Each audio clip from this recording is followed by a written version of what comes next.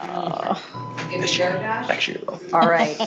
Hello, everybody, and welcome to the first triad, or I'm going to keep calling it triad. I think we have to figure out a new name. Committee for the Coordination of Police Services to Elderly is entirely too long, so we'll have to definitely figure out some sort of, acronyms are big. Unfortunately, it's in statute. I know.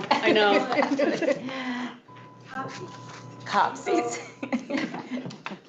Something. We'll figure something better out. But anyway, so first of all, I just wanted to say, thank you to everybody for joining. I'm thrilled that we can continue to do this. Some of our participants and our members are able to participate remotely, and then others are here in person. So we have that, just like we did the last time. I'm happy that we can continue to do that. It has greatly assisted us with a lot of things, but including our quorum. And so we have a quorum today, which is very exciting. And so I want to say a few things and then we'll go around because we have some new members, primarily I think some new ex officio members. And I know the last time we had some other new members, wanted to make sure we go around the room and everybody introduce yourselves and talk a little bit about where you are from. I know we did a little bit of that last, but now we have some new people from a lot of the different agencies. So wanted to take that opportunity.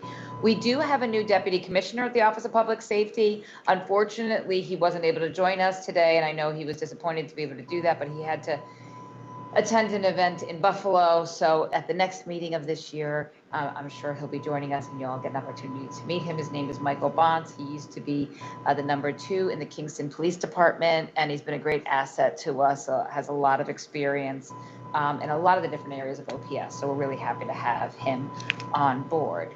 So for the new members who maybe don't know, I'm Johanna Sullivan. I should have started by that, but I feel like I've known so many of you for so long. I'm the director of the Office of Public Safety, and we oversee this committee, and we oversee a variety of different things, but most pertinent to this committee is police training. So I'm just going to ask everybody to go around and sort of introduce yourselves and what role you have in your agency and why is it pertinent to this particular committee. Hello, my name is Jennifer Gottstein. I'm a lieutenant colonel with the New York State Police, and I work in employee relations. So I oversee the academy and the training component of our agency. So anything that we can give input on or take back to our agency will be, look forward to. Hi, Shelley Febick. I'm the director of the Bureau of Adult Services, which is part of the Office of Children and Family Services. And our connection is our office has technical assistance and oversight for the Adult Protective Services units in all of the counties. I am Julie Kelleher. I work with Shelley and over at OCFS and Adult Protective and the Bureau of Adult Services. Sorry, I came from policy, so I want my acronym. I had to get it straight. and Julie, this will be my last non-triad meeting, whatever we decide to call it next. I'm moving on to a new position in November. Julie is kind of transitioning into the director position, so she'll be here representing the agency at the next meeting. But for those of you that are newer to the team, that's a big loss. Shelley's been a great asset, helped us bring things like the webinar and more attention to WEAD and a lot of other things. The webinar we did on scams and a lot of different work. So thank you very much. It's a great group to work with. Big shoes to fill, so. But we're very happy to have Julie joining us. And congratulations. Thank you. David Cathaldi, I'm the chief of police for the town of Brighton, just outside of Rochester, New York, in Monroe County. Thank you. Thank you. Go around the room maybe, and then I'll go to the screen. Okay. How's that sound? Molly? So I'm Molly Bates with the Office of Public Safety here at DCJS. I am sort of the staff arm and the program person that helps coordinate these meetings. And I work with Johanna and Josh in our training unit. Josh Fineout, I'm supervisor of law enforcement training in the Office of Public Safety at DCGS. I work alongside Johanna and Molly as well. And as far as our role goes and my relationship to the committee, is any training functions that come from the committee will help to implement and put across the state. My name is Katie Egglefield. I'm the Deputy Director for Compensation at the Office of Victim Services.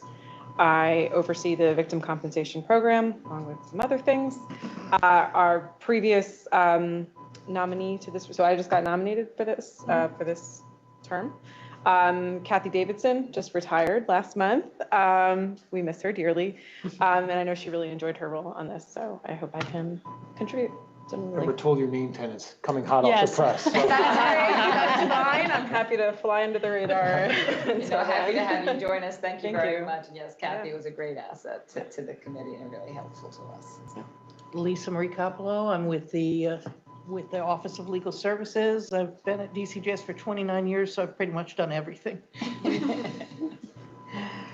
All right, so I'm gonna go I'm gonna try to go through and just call your name out because sometimes it can be very difficult when you open this up, so who knows when to go where. So, Chief Rotana? Hear us okay, everybody over there?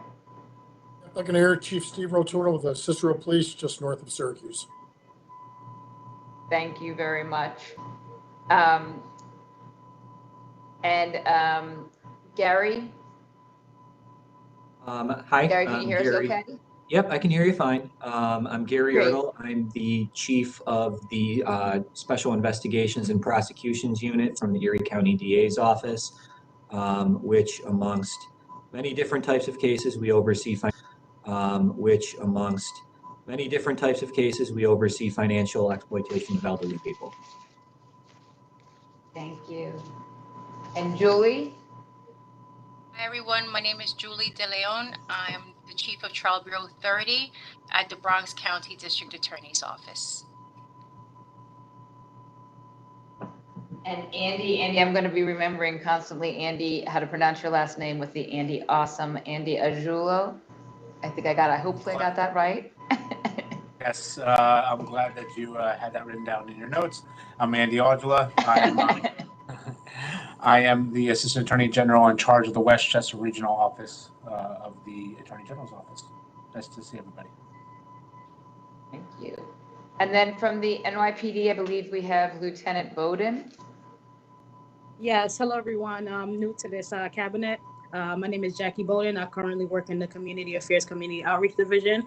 Currently, we're also in connection with the Mayor's Office for older New Yorkers. So we're pretty much in conjunction trying to do work to assist our older adults in New York.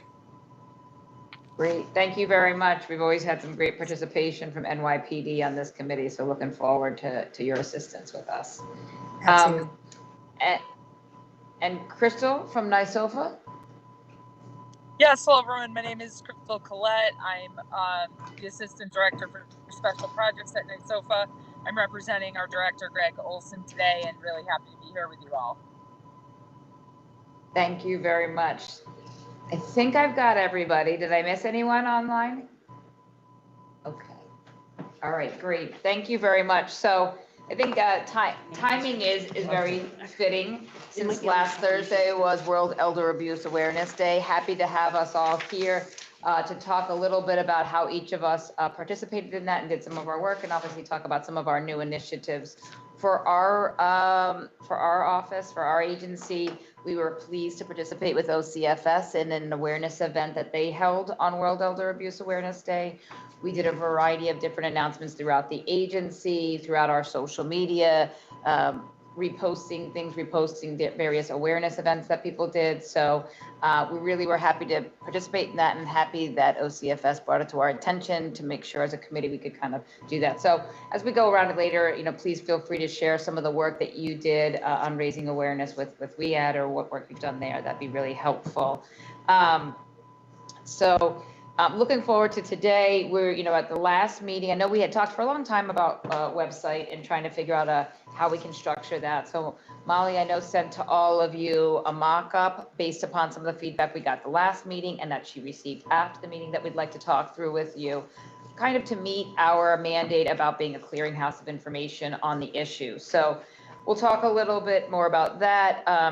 We'll talk a little bit more to continue our conversations on reporting on the mission of the committee and how we want to continue to utilize the committee, and just hear from all of you a little bit about what you've been up to and what you'd like to share. I think one of the biggest benefits of this committee is we always start off and think, well, we don't know how the conversation is going to go. And then everyone starts talking and has lots of information to share with each other. And I think that cross-population of information is really one of the strongest benefits of the committee. So we'll talk a little bit about that. I'm pleased that we have a quorum for our minutes. So I'm going to ask, I know everybody received them. Molly sent them in advance. So I'm going to ask at this time that I have a motion to accept the minutes from the December 15th Committee for the Coordination of Police Services to the Elderly. Do I have a motion? Motion. Shelley, thank you. Do we have a second? Second. Thank you very much. All in favor? And I think everybody, yeah, if you can just raise your Aye. hand Yeah. on, or say aye online virtually, that would be great. Thank you. Any opposed? Okay, the motion carries. So now I'm going to turn it over to Molly to talk a little bit about nominations and some of the other information. Okay, so just briefly, just because it seems like we are getting a bunch of new members with this term, so just explaining our nomination process and how we're, we'll move forward. So Executive Law 844B basically says that this committee operates on 2-year terms appointed by the DCJS Commissioner. This month marks the end of the current term, and we're currently seeking nominations for the new term of 2023 to 2025. And we'll probably go June to June with that term. So in anticipation of the term expiring, I mailed nomination letters on behalf of Commissioner Rosado to each agency head or association head seeking nominations or renominations, if that's the case, for those folks that are currently serving and would still like to continue to serve.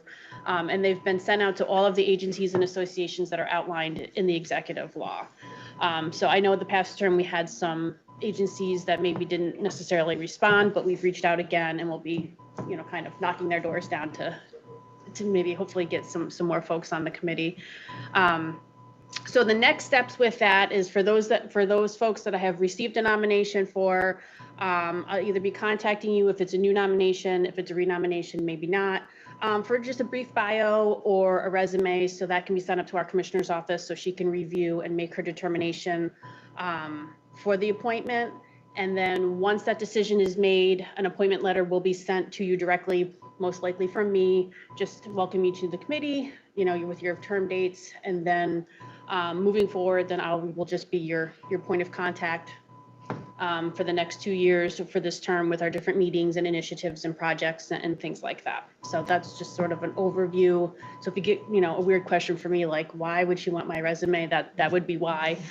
Even if you are currently, if you're a renomination, they may ask for that information because it is a new commissioner. And I believe this is her first time making those determinations for this term. So just FYI, so not like, okay, this is strange. Yes. Yeah. So hopefully within the next few weeks, we'll be sending out those letters. I have about half of the nominations in or renominations in, and I've sent reminders out to those agencies and associations that we haven't heard from just yet. And then we'll be doing additional outreach if need be to get a name from somebody. So the only one I have in question, and maybe some of you may know, is the New York State Crime Prevention Coalition. Do we know if that's still, it's in statute and they have a website, but there's been no activity since 2019. And we used to have Kern Swoboda, he's a retired state trooper. He was very engaged. He was He was engaged. very engaged in the committee too. But he retired, so I don't know. I just don't know if they're still a thing, or if there's a way we can find out if they're still. And what is it called again? The New York State Crime Prevention Coalition. They are listed in our statute as being a representative. I don't know, but I'm sure I will So, find someone. yeah, so I tried to do some digging myself on their website and maybe even a Facebook page, but it just seems like, the last sort of activity we saw was pre-pandemic. So I just don't know if it's sort of evolved into something else or what the situation may be. My email it didn't come back undeliverable when I, contacted them. So I'm hopeful, but just. Any assistance would be helpful if anybody happens to know anything. So, and then any questions about the process, I'm certainly happy to answer if anybody. It's pretty straightforward. It's just a little bit of back and forth until we get the appointments straightened out. Okay. Thank you. That's it. All right. So I know we talked about, Molly, the last meeting, Molly, we talked about the trainings that were going to be happening last winter. I wonder if you could update the committee on some of the trainings that we've done and what the response was on that. Sure. So On behalf of the committee, we worked with Lifespan of Greater Rochester, and they sent out 2 trainers to do half-day trainings for us. We did 3 between January and March. We did 1 here in the Capital District, 1 out in Batavia in Western New York, and then 1 in the Southern Tier in Binghamton.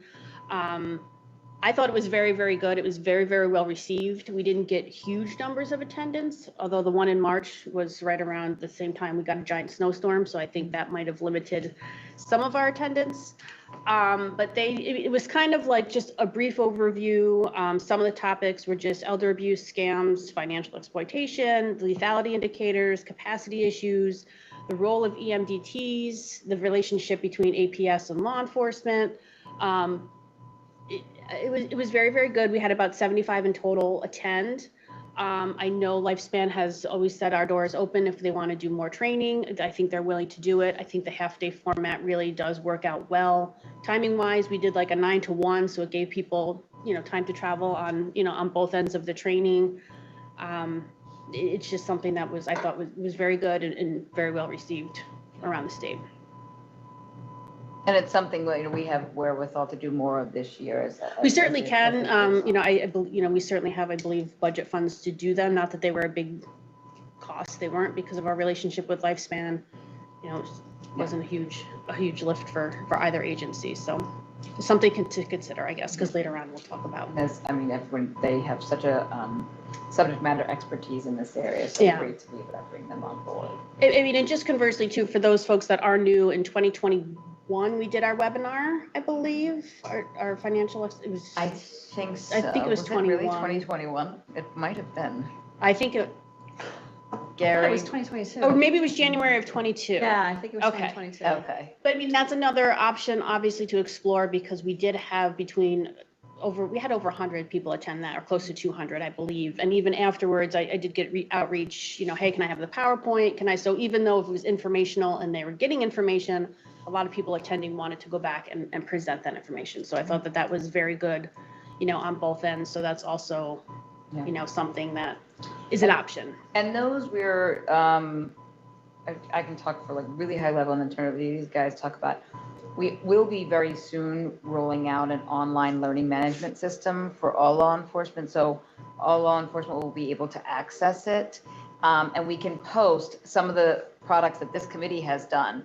The online training for adult protective services, for Alzheimer's training that we did with the Alzheimer's Association, that webinar, other materials like that. And we're really excited because we were able to work out a deal where we have every single officer can have a license to access that learning management system. So all the materials that this committee has developed will be able to, and we have seen a lot of success depending upon the subject matter in doing some of these online trainings. Some of them have just been with travel, recruitment issues, lower staffing and things like that. It's hard sometimes, I think, for people to be released for in-person, and depending upon some of our trainings obviously do not lend themselves to being, but some of ours do. And I think some of the things we've already done with that will. So it'll be a good asset out there for people to be, all the officers will be able to. So we're in the pilot phase now, and then we'll be rolling it out to the rest of the state. It has, obviously, there's a lot more on there. There's things on de-escalation, use of force, lots of different online trainings and webinars that we've done that will be available to all law enforcement, including the work of this committee. So we're excited about that when that gets rolled out. I think it'll be really helpful. So as we get that going, we'll make sure the committee knows about that and knows about the availability for their officers to access it for those that are in the field. So that's good. Well, so you want to talk about the website, Mom? So sure. I promise this isn't going to be the Molly show the whole meeting like it was the last meeting. So at our December meeting, we had discussed, or we're just, I guess, brainstorming different ways to share all of the information that's available amongst the members of this committee, because it seems as though OCFS has a lot of resources on their website available, and Office for the Aging has theirs, and everybody sort of has all this great information. And, we think that, when law enforcement's dealing with an elder abuse case, it's kind of like, okay, well, they may not be aware, or it's just a lot of clicking around and web searches and things of that nature. So we kind of thought we'd move forward as, you know, as the statute says, you know, we should be a clearinghouse of, you know, of information for law enforcement. So we're proposing the development of a web page that will be housed on the DCJS website. Just in the back of your mind, you can think of the best place where you think it might be. On our homepage, we have a bunch of tabs across the top. We have a tab that's community resources, and then we have a tab that's law enforcement. And I think we're still trying to determine the best category for which this will fall under. I mean, it could probably still go on both and then just link to all of this information as well. But that will probably be a decision for this committee or ultimately our web design and our PIO for who oversees the design of our website. But really, I'd like feedback on the particular content because I think design, we might be limited to what, you know, our state ITS is doing. I'd like to show an example of our criminal justice knowledge bank just for design purposes, because the way it's set up is very nice. It's very clear. Very user-friendly. Very user-friendly. Thank you, Johanna. And it is designed as a lot of the other websites, agency websites who have been updated in recent years. I think we're just still on the list to have that done here at DCJS. So in your folders and email to everybody was a document with elder abuse resources. And I think that would just be like our heading on the website, unless we can think of a different name for it. So we just kind of, in bold is what I would anticipate being on the left-hand side of the screen, you know, to navigate and you click on, and then the information would in turn show up on the screen with drop downs and information.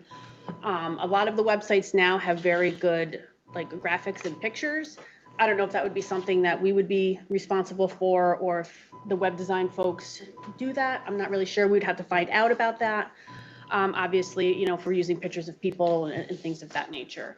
So we're just starting out with basically definitions of what elder abuse is, and then sort of the role of this committee, just to make that nexus to this committee and to us and our work that we're doing here.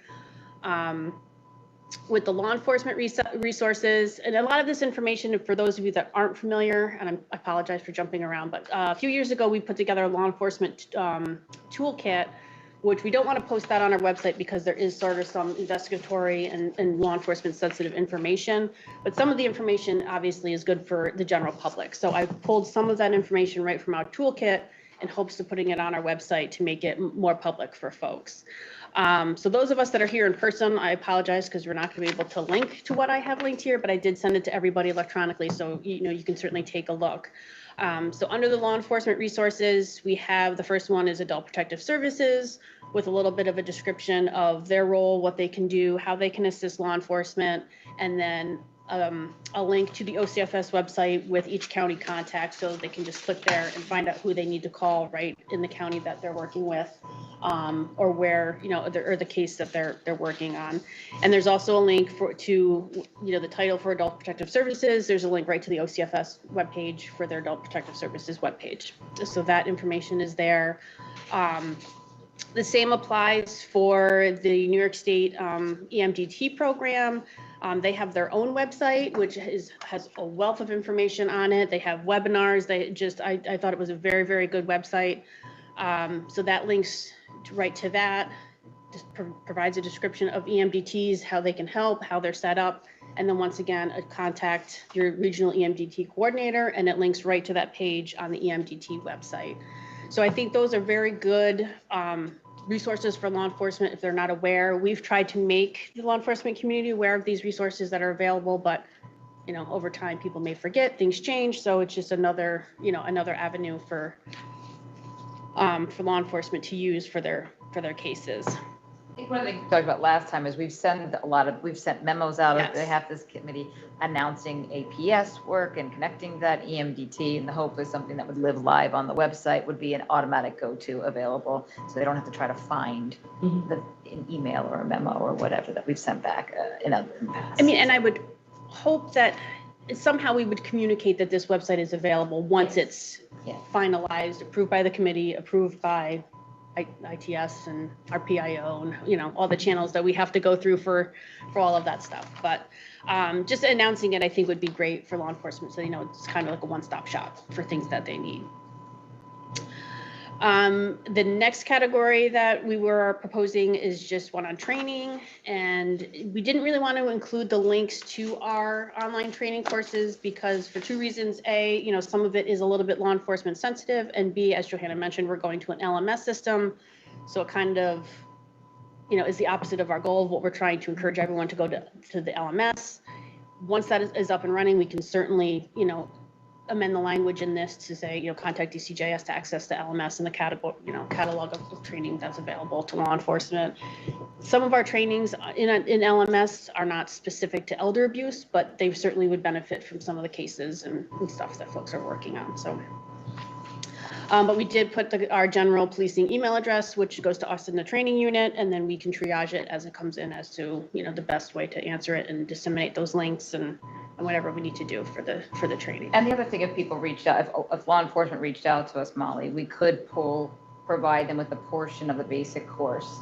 Correct. If they have a trainer that deals directly with elder abuse. So say there was a department that wanted to do their own training on elder abuse, decided that was an issue, they would be able to, you know, pull from the basic course piece that this committee helped update that. And that would be another tool, but obviously, again, law enforcement sensitive, so we don't want to openly available, but that would be something that, you know, they could reach out to, and then it could assist locals in doing their training there, so. Or even just, I don't know, we do get a wide variety of questions on that, from that email, but it just helps us determine maybe some of our training needs and what we need to focus on if there's a certain, you know, number of requests that come in that are the same, or, you know, or just technical assistance to folks like, okay, do you have any training on XYZ? And if you don't, do you know of any organizations that do? So we could refer them to Lifespan or, you know, some of the other organizations around the state, so. Stop there and Sure. just see if anybody has feedbacks on just the law enforcement specific, or did we miss anything? I think some people sent you some stuff Correct. offline on Yep. this, but and for the section that was geared towards law enforcement, is there anything that anyone feels like we should include, add? No, I mean, from my perspective, I would say thanks for the portal. I think that'll be really nice when that law enforcement portal comes up. Because as you said, training is just so difficult. Like the training in Batavia, I just could not send people to it due to staffing issues. So I'll tout Monroe County. If you can maybe get that training to Monroe County, Lifespans in Monroe County, Yeah, I think we could we can certainly do something. So I'd appreciate that, but I'm excited to hear about the portal. Yeah, That'd be no, nice. great. It's gonna be good. Staff's been working hard on it for a while and figuring out the rollout. Is what we're working on now, so. Anybody online before we kind of go to the next section, have anything else you want us to add or include or reference? Again, this is also an opportunity if there are things that you think you have that you think we should maybe link to or provide. I don't mean to put everybody on the spot. It's just make sure they get time. Anything else from anybody online? Oh, Gary, I think I see your hand. Wonderful. So something that just occurred to me, and I don't know as to whether anyone else in other counties might be in a similar position, but if part of the, I guess, idea behind having a lot of these links out there for law enforcement to be able to get them information, I know that usually what we in my unit tell the detectives is, well, call us directly because we're the ones who are ultimately involved in the investigations. So maybe potentially even a link on there just referring law enforcement to the appropriate units within their local DA's offices as points of contact, just so that they have a local person that it might be able to speak to about it, might be helpful to them. Thanks for that suggestion, Gary. I know when Kristen was here and at the last meeting, I believe was Kristen Kane's last meeting. And I know that the DA's Association does have a group that addresses this. Do you know if they would have more detailed, because depending upon the size of the department, they may or may not, we have some very small DA's offices and then some larger. Do you know if that committee might be able to be of assistance with us in pointing people in the right direction towards an office such as yours, which is very large, obviously has a lot of people, but specific people that could address it. Do you know if there's something with the DASNY committee that deals with elder abuse that we could pull to? Off the top of my head, I don't. But I know that committee, both Julie and I are involved in. So that Okay. can be something that maybe the two of us can talk about. I don't know the numbers. I know there's a sizable email list of the people who attended the meeting, but I couldn't give specific numbers. Yeah, no, but I think that if you and Julie can work on that and help, because I think you're right. I know, years ago when I was in Manhattan, if somebody, that'd be a lot for somebody to figure out what DA was in there to go to, right? Depending on officer, and other officers in other jurisdictions may not know. So I think that's would be a helpful resource that we can figure out where to include it, whether it's maybe in the toolkit or in this, other ways like that we can share it. But if you can assist us in helping to identify, that'd be really helpful to us. We certainly could do the full DA's list, but that gets you to the DA themselves often, not necessarily the pertinent person who might have the information that's most useful. Yeah, I think that's a good idea. And I know in our office, we have an excellent elder abuse coordinator. And oftentimes a lot of cases that are started, investigations that are started, are walk-in complaints initially made to our crime victim advocate unit and to our elder abuse coordinator. So Gary and I can work on that and possibly add something to the toolkit for the individual district attorney's offices. First, determine whether or not they have a coordinator like the way we do. And if they do, we'll list that person. And if they don't, then we'll figure out who is it that that handles these matters and reports can be made to. Thank you both very much. I really do think for the line officer, that'd be a real big asset. So appreciate that. I think Crystal, you were going to say something. Oh, I didn't know. Sorry, I was looking. It's hard to see when the box lights up. I think, Andy, I'll get to you in 1 second, but I think, Crystal, you were about to say something also? Yeah, I was just going to say that it makes sense to me to keep the resources very focused. And I imagine if folks ended up with adult protective or their regional EMDT coordinator, they would get them where they needed to go to help answer their questions. So sometimes I think less is more. And I think you've done a great job connecting people with resources. Thank you very much. Thank you. Appreciate that thought. Andy? Not sure if it will be relevant for this particular part of the site, but I'm going to pitch the AG's consumer fraud resources. They have a lot of resources on smart seniors and ways to prevent fraud against elders. I'll just share it in the chat in case anybody else, would like to include it or take a look.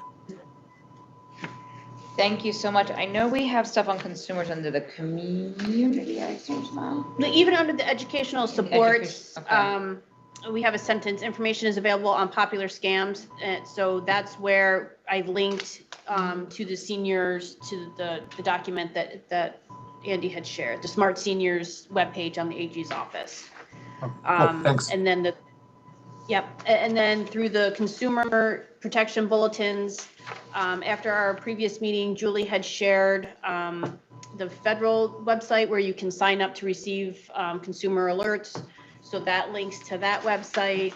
And then additionally, and then the other part for the educational, where it says the other informational webinars and online trainings, that links back to the specific site on the EMDT website that lists all of their webinars and trainings that are available just for the community and for family members and stuff like that.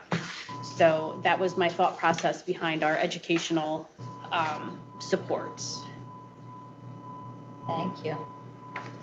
All right, Molly, want to go to the next section? Sure. So then the last part was just, I titled it additional resources and supports. And a lot of this, once again, was sort of pulled from our toolkit. So I did link to our missing persons clearinghouse here at DCJS because they do handle, the elder alerts. I apologize if I don't know the specific term that's used. I know we don't use silver alert, but vulnerable adult alerts. Yes. So it links right to that, our NPC website that has a wealth of information, contact information for our caseworkers and stuff like that. A link to the State Office for the Aging, link to the Office of Victim Services, also with a little description of what agency, their agency, work is. New York State Consumer Protection. So this is on the Department of State website, where it does list, things that the Office of Consumer Protection can do. They will come out and do educational trainings and presentations and stuff. So, I know sometimes law enforcement is called upon by the community to come out and do an information, on scams and things like that. And if they aren't familiar, they can certainly reach out to the New York State Office of Consumer Protection, and they can come out and help and assist with the training. And then the last thing was a link to Project Lifesaver, which over the years we had a presentation from our staff who work directly with Project Lifesaver. DCJS funds, we did fund, or the state. We're continuing to fund Yeah. it. So for those that may or may not be familiar with Project Lifesaver, we have it, I believe we have it in every county now. It's usually run through the sheriff's office, but anybody can access it. So often, if a vulnerable adult or maybe a child with autism who have a tendency to wander can get what's called Project Lifesaver. It's like a bracelet, basically, but it can't be removed. And so we have supplied and worked with the Project Lifesaver nonprofit to supply both the receiving end. So the individual, a family member, say, is concerned about, they have someone with Alzheimer's who tends to go missing a decent amount. They can go to and we have a link and we can share with you, like, who are the partner agencies in New York State. They can go for free, the family, to that office. I think we really coordinated it with the sheriffs just because it would make a lot of counties. And they can get a bracelet for that and information about that. Then that gets registered with the Project Lifesaver as a whole. And then we've trained and we work with the department that is issuing it, so that if the person goes missing, they have a receiver end and they can use it to locate the person very quickly. So if they've gone missing and that's a concern of the family, they can get the bracelet. It works for, really, there's no limit as to who can utilize it. Heavily, it's been utilized with Alzheimer's and with autistic children. I know, when we first rolled this out many years ago, parents of autistic children, wandering was a real concern for them. And so the ability to know that they could be able to locate that child with this bracelet was a real asset. So the demand has grown. We have, over the last year, put a lot of additional funding towards it, because a lot of the participating agencies that are issuing them for us, they were running low because they had people coming. So definitely in your communities, if you know of people who may need to access it or would benefit from it, please, reach out, and you see the information about it on here. And our Missing Person Clearinghouse is the one who does the administration of the program. So any questions about that? I can say, for those of you that are in New York City, I think there's a lot of different ways in which, the city, this particular initiative, they work very closely with our missing person on a lot of the vulnerable adults that go missing. That's probably about 70%. That's also under our office, Missing Person Clearinghouse. It's probably about 70+% of our cases of people that go missing are vulnerable adults with either dementia or some other cognitive impairment. So I've got 3 comments. One is, I think I learned about Project Lifesaver in December here, and they're actually Saratoga County, I think it's Saratoga County, and the Project Lifesaver folks are presenting at our APS conference in October. Oh, great. Excellent. So I think I'm excited about that. The nuance is, if there's someone available to help, you're not really eligible for APS services, but it's certainly something that APS workers should know about. So if people come through the door and they may not be eligible, this might be something that can assist them right, with their loved one. So we're excited about that. And then I'm not sure the relevancy with these other 2 contact informations. It's more consumer related, but it might be helpful for law enforcement to know. One is there is a Concerned Citizens hotline. Okay. That I want to say that the Elder Justice Center in New York City has put out, and anyone, any place can call that Concerned Citizen hotline about a New York State resident. So you can call from California because you're worried about your mom, It's also for folks who aren't sure if they should report and they're worried about any liability for them. Yep. So that is something I think might be relevant here. Absolutely, yeah. And then New York Connects, we should probably put that on there separate from NYSOFA. It's part of NYSOFA, but I think maybe we should, kind of have that maybe under NYSOFA for a link to that number as well. Can you just, I know, I mean, Yep, I will explain send it to what, explain Oh. what New York Connects is for those that may not be as familiar with it. So New York Connects is, and it's actually now coming up under the Human Services Call Center. So they're absorbing that as a call line as well. Okay. So New York Connects is basically, and I don't know, Crystal, you're from NYSOFA, you might be able to do a better job than I can. It's kind of a one-stop shopping for folks who are aging and services that are available to them. And a couple of our APS, our county APS, use that as an intake line for their referrals. But NYSOFA, that's kind of their baby, and they've generated that. That's great. That's great. That's really, really awesome. Crystal, did Yeah, you have so anything you wanted to really add to that? captured it. It's really our front door for long-term care services. So if anybody, Yep. a family or a service provider has questions about long-term care services, it's the one-stop shop to get where you need to go. That's great. That is great. So thank you. Yeah, definitely send them on and we can include them. I think that'd be really helpful. The other thing, one of the things that came up at our last meeting was the family justice centers. I cannot remember who raised those, but somebody had raised the potential to utilize the family justice centers. And that's something we can look into further. The family justice centers were initially designed for domestic violence cases. We have them in Erie. The challenge is we don't have them everywhere across the state. So it's a resource, but not a resource necessarily. The 5 boroughs has I believe all 5 boroughs, and Julie, you can correct me if I'm wrong, but I believe each borough has one. Orange County's got one.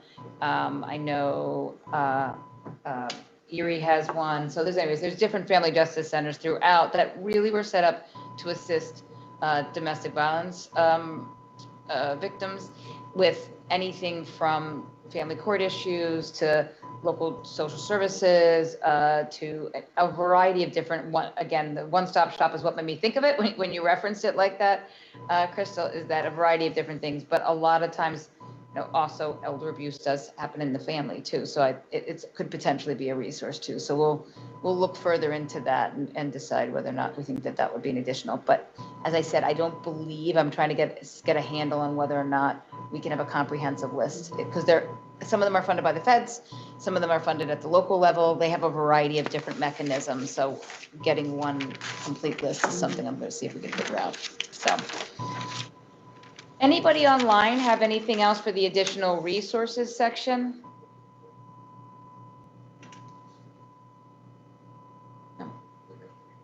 Before you move, I just wanted to add to, so for the links for the specific agencies, it just links to the agency homepage. So if you're here representing your particular agency, if there's a specific site that's more geared towards elder abuse, and would like that to sort of be the homepage that people click on, just let me know so I can update the links. I wasn't 100% sure. So I think even with OVS, I'm sure there's more specific, but I wasn't sure, and I didn't want to pick something that was incorrect, so I just went with the homepage. But if there's additional details you want to provide it, or additional links, or contacts, or whatever, please send them along. This is certainly a work in progress, so I just wanted to. This was sort of like our preliminary draft, and we just wanted to get feedback and additional information from folks. Yeah, for OVS, what we rolled out a couple of years ago was a Resource Connect, which I don't know if you're familiar with it, but it's this concern center-based tool that's geared towards anybody in the general public, but we also use it in our office to help victims who contact us, and it's also for victim advocates to go in and just type in a concern like elder abuse, like scam, and it links you with victim assistance providers in your area who specialize in those types of programs. So while we would definitely like to link people to our website, because if you want to file a claim, our goal is to get 2 clicks to file a claim, but we would want to make sure to highlight Resource Connect. So perhaps similar to the way New York Connects will have its own bubble. Yep. In addition to NYSOFA, we would definitely want to highlight Resource Connect as a tool for anybody who wants to use it. Certainly. Yeah, that's great. Thank you very much. Really, and all these, again, our primary audience, right, for this committee is like to law enforcement to help them better assist Right. it. But this is also great that We out hope- there, yeah. public can use it too. So Anybody that's can use helpful. it, and so we hope to, yeah, it's growing. It's only a couple years old now, so we're trying to get the word out. That's great. I mean, that's sort of like the kind of how we came up with this idea, because we have these meetings, you're like, oh, our agency has this, we're like, gee, that's such a great idea, and we have no idea that it exists because it's not like in our little Right. world, so it's definitely beneficial, I think, to get this information out there. No, that's really helpful. Thank you. All right. Did you want to show me? Yeah, let me see if I can figure this out. The show and tell portion of the meeting. Molly will. Our hope, our dream of having, moving the website more in this direction. As a whole, I know it's a long-term goal of our agency to be working on our website as a whole. So there are some aspects that are in there.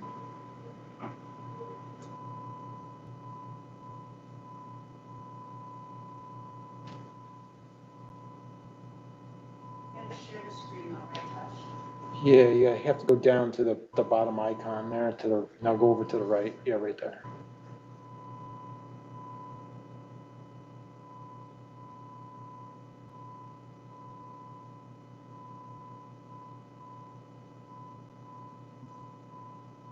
All right, so we can see here, can everybody online see it? Can you see it online?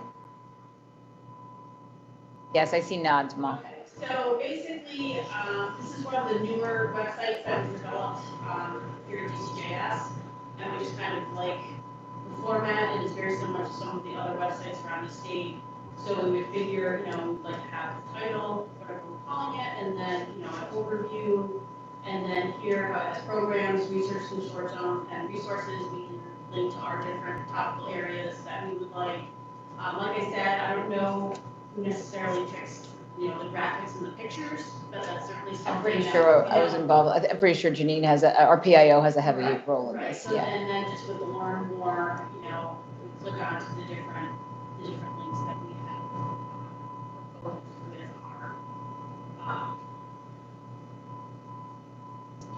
our content. I mean, this is set up a little bit differently, but I think even on different websites, to get information for our drafts, a lot of the state websites now are set up this way. So this is more, I think, what we're talking about, what we have on the left-hand side about the different topics here, and then you click on it, and then leads you to the different information.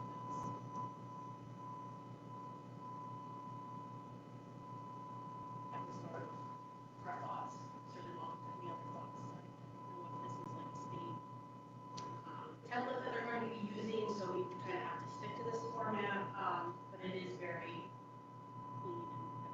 Yeah, I know they worked really hard on this, and it does comport with other sort of state branding and things like that. And for those of you that aren't familiar with the Knowledge Bank, it's a great resource. Our research team here at DCGS set it up. You can go in and you can see what other departments are doing on a variety of different issues. They have stuff on non-fatal shootings, a whole intimate partner violence. They have different initiatives, and it walks you through. I'm just going to use this 5-second plug to assist our friends in research. But you can link to it, and you'll see it'll by different subject matter, and it will show you an example of. They're all evidence-based practices. So not only were they a strategy or a project or a program that was implemented, that was studied by an academic to show whether or not it was effective. And so the goal of those is to share with other law enforcement agencies or other partners an initiative. I can tell you, like our non-fatal shooting that we worked to fund and support. There was an initiative that was done through that. It was studied. So the department will talk through what they did, why they did it, where were their challenges, and then their contact information is there so that if another department is interested in doing something like that, and there's a whole variety of things that are on there, you can contact that department and say, hey, can you send me some more materials and information? Your non-fatal shooting looked really interesting, your intimate partner violence. Those are the two I can remember. There's a lot more on there than that. So that's something, if you're just another tool that we have that's there. So, all right. Well, thank you all, and hopefully we'll work with our PIO, and maybe at the next meeting we'll have something more live to share with all of you. Please send on any other suggestions that you all talked about. We really appreciate that. And then obviously, once we have the final committee approval of where we are with this, we'll look to be announcing it to law enforcement and making sure that law enforcement is aware of it. So, anything else on that? Interesting. Yeah. So there we go. All right. So now we're at the All right. report out, What's that? the report out. Yes. So now I think, we did include, and we'll continue to want people to talk about some of what your goals are for this upcoming year. We did share, obviously everyone has their own individual agency goals and things like that. We did share, which we had talked a little bit about at our last meeting, what's the committee's mission pursuant to our enabling statute, some of which is the clearinghouse of information is one of them, but thought it'd be a good time now because this is where, as we've said a couple times, sharing of information is usually the best. So if we want to go around the room and have people talk about, obviously we've talked a lot about our own stuff, but talk about some of the things that you're doing and in this area. So I don't want to put you on the spot today. Yes, do not put me on the spot. I'm going to move on to Shelley. It's going to put me on the spot. I'm going to put you on the spot. Well, you finishing already talked about your conference, and so maybe you wanted to talk a little bit more about some of the other initiatives that you are all doing. So I'm trying to parse out, right? So our world is 18 and older. So I'm trying to parse out our under 60 per se. Yes. But we have done something that is not necessarily elder focused, but we have worked with NYSOFA and Lifespan to emulate an EMDT for people under the age of 60. So the services, other than the geriatric services that are provided in an EMDT, we're calling it AMDTs, augmented MDTs, and because there is civil legal service, forensic accounting, and we have added, in addition to replace the geriatric component, we've added behavioral and behavioral health, including like TBIs, because a lot of our folks, right, that have TBIs end up having these behaviors that people don't know what to do with, and it's not really a mental health issue, it's more of a cognitive thing.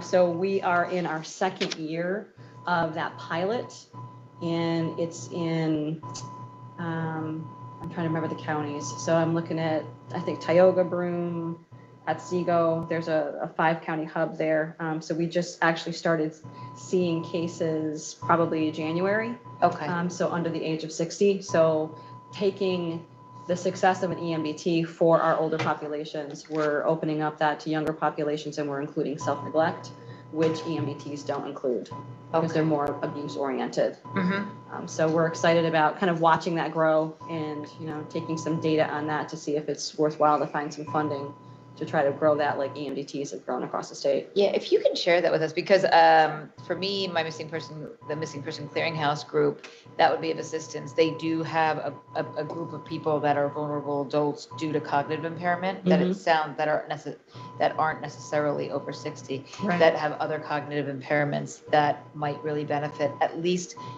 because the way it works is the police officer contacts us, right, and tells us that the person's been missing. So if we can parlay the information back, did you know this was available in your community? Right. For those communities that you're piloting it, I think would be very helpful. So if you can send that on, I'd really appreciate it. Totally. We talked about WEAD, right? Thank you for the letter. It took us forever, right? Come up with an idea in December and we get the letter out in May. How does that happen, right? Bureaucracy at its best. I think what else? So we're looking to revamp our training for our APS workers. Got a lot of, so at our conference, a lot of, our legal aspects training is coming up. So that's mainly geared towards attorneys, but law enforcement is also able to attend that. And we're mandated by law to provide updates on any legal decisions in the APS world. Oh, okay. And so that's June 26th coming forward. So it's a WebEx that we do every year. If you wouldn't mind sending it to us, because what we do at times, we have for law enforcement, I mean, if it has, an angle towards that, we communicate with all law enforcement on behalf of other sister agencies. We'll send notices out. And with a webinar or something like that, you can obviously add as many people. So we can send it out on your behalf to, what do we have, like 8,000 people? Like 10. like 10,000. So I don't know if that'll break your, I don't know that they'll all It might break necessarily. the bank, but yeah. Yeah, that they'll all necessarily, but it's, Yeah, I mean, that's everybody, Right, so we we can can narrow just it target down. law enforcement, so that'll be a few thousand less. okay.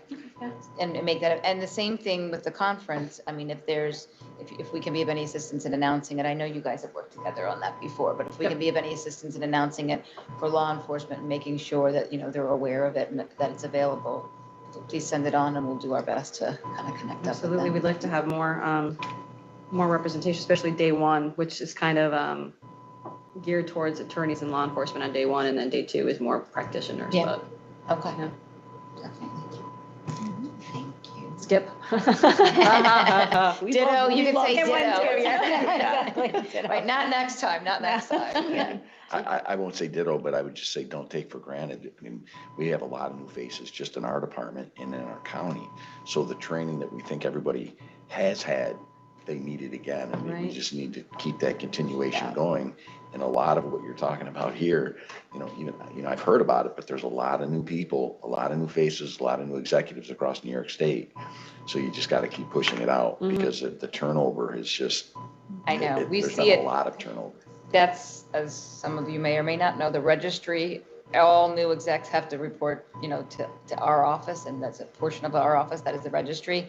So we see it all the time, all the new chiefs, and Nice. it is an area that we've thought about for different ways. How do we better serve those new chiefs who are turning over and knowing what's out there and what is available? So definitely a thought to do. Well, Johanna, I thought of two other things too, and I'm sure Crystal will speak to this, and so I won't steal NYSOFA's thunder, but we are participating in all of the master plan on aging committees and work groups across the state. Okay. Which is part of Executive Order 23. So it's a lot of work, sometimes, 5 or 6 meetings in a week.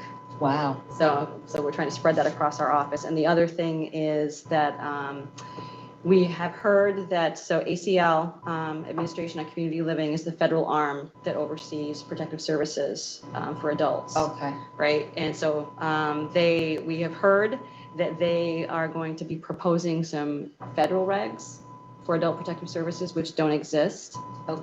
So that's coming down the pike. We've been participating in some, what they're referring to as gold standard meetings, where states across the nation are getting together, trying to agree on maybe language and philosophies. So in preparation for the notice of proposed regs, an advocacy group wants to put together recommendations and have them prepared with state influence back to the feds. We're not sure, because every state does it a little bit different, and people are concerned about, unfunded mandates, and with the staffing shortages that everybody's experiencing. I think APS folks are a little nervous. And So- as you're looking at if there are areas that you think touch on a law enforcement interplay, and you want to bring it to our attention, please do. Yep, absolutely. Obviously there's something that does not touch on law enforcement, that's just, more in the social services side of things. But if there are things that come up in your evaluation of those regs that we can take a look at and connect up with other people to those Absolutely. now. Thank you. Amy? Yes. So I'm also part of the master plan for the aging. Hi. Hi. And I'm seeing Crystal on there too. So I think we've all been in a lot of those. I'm actually leading, so I'm part of the safety and security subcommittee, and I'm heading up the financial scams and fraud work group. And so we're actually, it's a pretty tight timeline to get the first draft of the report out. So we're at the stage right now where we have a bunch of recommendations, and what we're trying not to do is reinvent the wheel. So we're leaning very heavily on the report from OCFFs, from a few, what is it, your 2016 report on the cost of elder abuse and the cost of financial scams to people. And so we're leaning a lot on the recommendations that came out of that. We're looking a lot at the recommendations that came out of the Elder Abuse Summit from Lifespan that was done in 2021, which was great because not only does it go high level, the cost, the prevalence of elder abuse, but also breaking down by different underserved populations and how to reach underserved populations in terms of preventing and addressing financial fraud and abuse. So we're leaning on those, but really what that work group is missing right now is not only like the private sector, but there's nobody in our work group right now that's part of law enforcement. We have a handful of attorneys, so I would love anybody who wants to join. If you want more work, come on down. But in all seriousness, part of the recommendations that are going to come out of this particular work group, and we're well on our way to drafting them, is how can we make those trainings more comprehensive, especially to reach underserved populations? How do we, what are the things that we've learned, from that summit to like work with tribal nations? How do we do that? How do we teach people about the jurisdictional differences? And then kind of taking that a step further and thinking more about public-private sector partnerships to prevent, but also recognize signs of, scams and fraud. So there's that work group's going on. I could talk about that for literally an hour, and I did this morning. So if anybody wants, we could really use some more law enforcement participation on that. In terms of what OVS is doing in the coming year, we are shortening our compensation application from 4 pages to 2 pages. We are getting rid of really anything that's not needed just to determine basic eligibility. This really came out of the TOPS shooting in Buffalo. What we heard, especially because it was mostly older adults, and it was their adult children who were filing claims on their behalf of those, those older adult victims, that they were so overwhelmed by the trauma of that experience. Then they're like, and now I have to fill out a 4-page application. And so we took that feedback. So we're shortening it. That will probably happen in realistically November. But we can share drafts with this committee, just not for public consumption, but we can share that. I guess this is a public meeting, but we can share drafts of that for everybody to take a look at if there's any questions, any feedback. Part of that is also looking at all the documents that our agency puts out. And so this is particularly important for older populations, is making everything in plain language. Everything right now on our website is really written in legalese. Our website is organized as if it's the back end of somebody's file on their computer, as opposed to being consumer driven. And so we have an effort internally to really reorganize that in a more meaningful way. Also internally, we're talking more about, and we're doing our own trainings on trauma-informed communication to respond better and more appropriately when people call us. And so everything from, de-escalation techniques to what you should not say to, somebody who's calling you and looking for help. Last thing I will say is that we revamped our own compensation training last year. So this is a training that's meant to go to victim assistance providers, but it was also previously delivered to different law enforcement entities, throughout the state. So we've revamped that, and we've had a lot of demand for those trainings. And we host them every month, but we've also had requests to do one-offs, especially if there's 30 or 40 people that need to be retrained. So if you have those kinds of needs, there was unfortunately, someone from the police department who responded to an incident in our office, and we had to explain to that officer who we were. So we recognize that there is definitely a distinct need to continue to educate law enforcement. And we have been in touch with some folks in New York City from the Office of Community Affairs, but I know that everybody's really busy, so we hope to kind of rekindle those relationships. And that's it. Yeah, no, thank you very much. Could either of you talk about the plan for aging that you were just both referencing, the governor's, because I'm not familiar with it as it was. Why don't we hit it to Crystal? Yeah, I happily punt this to Crystal, you Crystal. can talk about it. Go ahead. I was like, She's wait, living and breathing if they don't let me talk about the master plan for aging, I don't know what I'm going to talk about. So, just a little background for you all. In the fall, the governor issued an executive order calling for state agencies to work together to create a master plan for aging. The Department of Health is chairing that effort, and the New York State Office for the Aging is co-chairing the master plan. And the master plan calls for state agencies.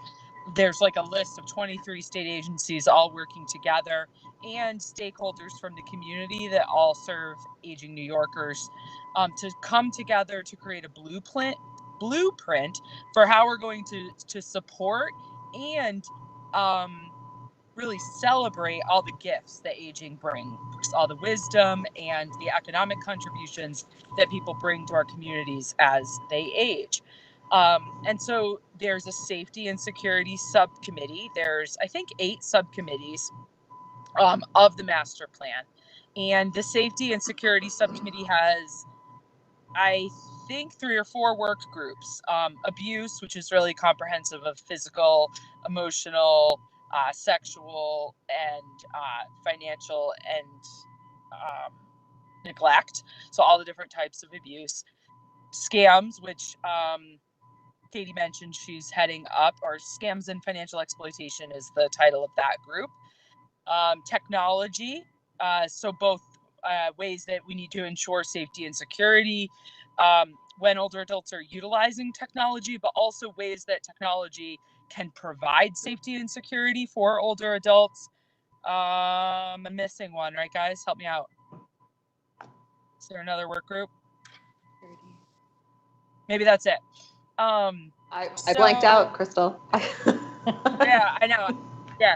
So that's, I think, the elder abuse home under the master plan for aging. And there's great work going on. We're working on putting together some preliminary recommendations in our work group. And the Department of Health is currently drafting an initial preliminary report that will be released to the public sometime this summer. The final master plan for the aging will be released by the governor's office. Sorry, it's a little loud where I'm sitting. Will be released by the governor's office next year, and it will outline a plan for the next 5 years. But in many states that have already undergone master plans for the aging, the work's continued on for a decade or so. And so it's really, this is an exciting time in our state for older New Yorkers, because we're all trying to work together, break down the silos between not only state agencies, but our community partners and the business community around how can we best support older New Yorkers. But like I said at the beginning, also recognize the tremendous economic contributions that older New Yorkers make in our communities, all the institutional knowledge and wisdom. So that's the scoop. Does anybody have any questions for me about the master plan? No, thank you very much for providing the overview. But other a very big endeavor. Other things that we have going on at NYS SOFA, of course, we had some great events around World Elder Abuse Awareness Day. We were really proud to award Anne-Marie Cook, the CEO at Lifespan, with our Art Mason Award for battling elder abuse. I don't think anyone could be more deserving than Anne-Marie. And Anne-Marie's chairing the abuse work group of our of the master plan that I just mentioned. Greg Olson, our director, also did a wonderful Facebook Live that Shelley participated in, along with Anne-Marie Cook. And Shelley, do you remember the woman's name from the city? Tina. It was Tina. Where she's from? And she was an EMDT manager. Right, an EMDT manager. Great. So it was a really good overview, very accessible format on our YouTube channel around recognizing elder abuse and sort of the full umbrella and scope of what elder abuse is. So that's a great resource for folks. And those are the highlights from NYS SOFA, I would say. That's great. Nice to have an award honoring Art. That's a really nice that you guys did that, and I'm sure he very much appreciates that. He's been such a leader in the field for so long, so that's great. It's exciting. Thank you very much. Anybody have any questions for Crystal? All right, let me make sure. Chief Britanno, do you have anything you want to share? I can't see the chief anymore. I'll come back to him. Gary, is there anything else other than what we've talked? Joanna, if I can add anything? Go ahead, Julie, please do. Okay, hi everyone. Like I said, I'm Julie DeLeon. I'm here at the Bronx CA's office, and I just wanted to share with you all some of the things that we did to raise awareness on World Elder Abuse Day. You know, given everything that we're dealing with here in the Bronx, a lot of violent crime, a lot of guns, a lot of shootings, homicides, unfortunately, we are very active in our practice in protecting vulnerable elderly persons. And a few days in advance of the actual date, our crime victims assistance unit already started sending out emails office wide to remind people that World Elder Abuse Awareness Day was coming up on June 15th, highlighting and underscoring the purpose of the day, why it is important to keep these issues at the forefront of our criminal justice radar. And on the actual day itself, and I know I shared it with the subcommittee that Gary and I chair, we put up these huge poster boards in our lobby saying today's World Elder Abuse Day, you know, let's support our elders, huge posters. We had a table in our lobby for a few hours, headed up by a crime victims assistance unit, with pamphlets and information on local community organizations that help elderly persons, vulnerable persons, neighborhood shop, which provides services for elders who are abused either physically or emotionally or suffer from neglect. Also, Adult Protective Services had information and a rep at the table, so that was wonderful as well. Our social media accounts were very active. DA Clark had our Instagram message was beautiful. She highlighted in a 2-minute video 2 really important cases, indictments that just came down, and we announced it on World Elder Abuse Day. Our social media was active in raising awareness, and like I just referenced, we indicted 2 separate individuals who were engaged in fraudulent schemes and scams on elderly individuals. One being a lawyer here in Bronx County who was retained to represent over 7 different individuals in real estate transactions. And instead of giving the buyers, who were all elderly, vulnerable persons, their money that they were legally entitled to in the sale of their homes, he pocketed that money and he kept that money. A second individual stole, and he actually got through his scheme over $700,000.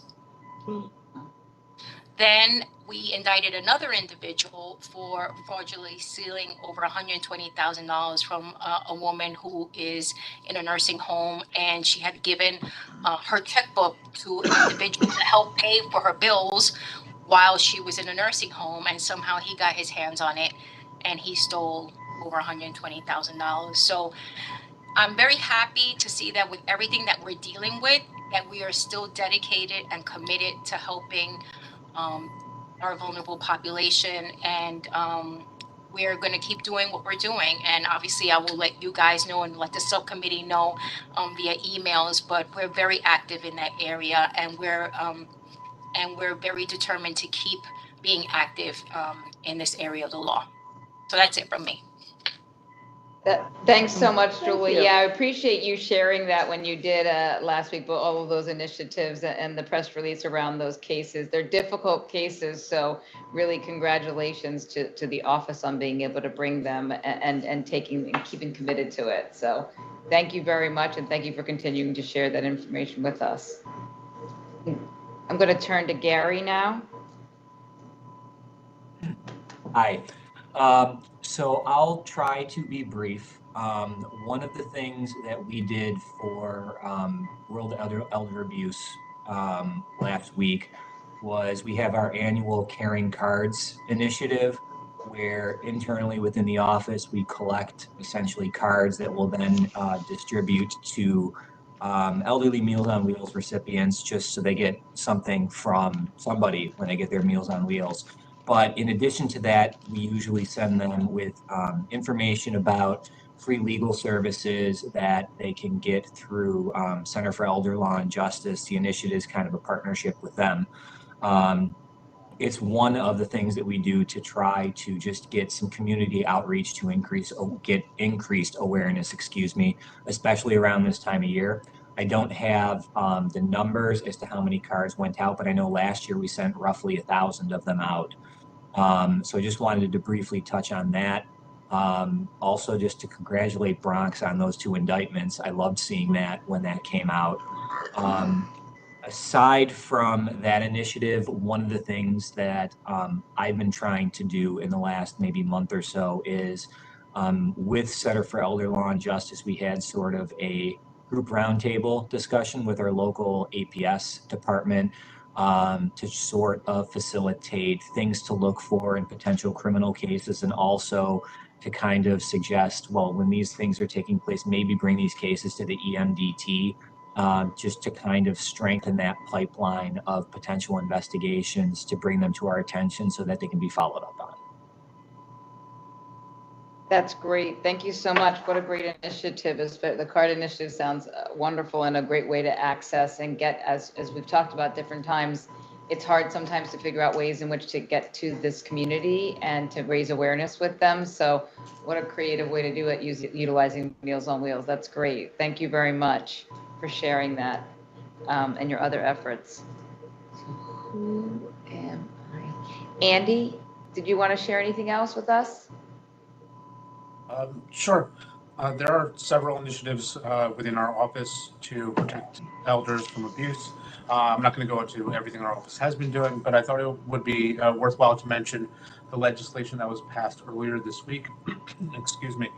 So I'll read from our press release to protect New Yorkers from deed theft, which I know is an issue that impacts the elderly population sometimes on a disproportionate basis.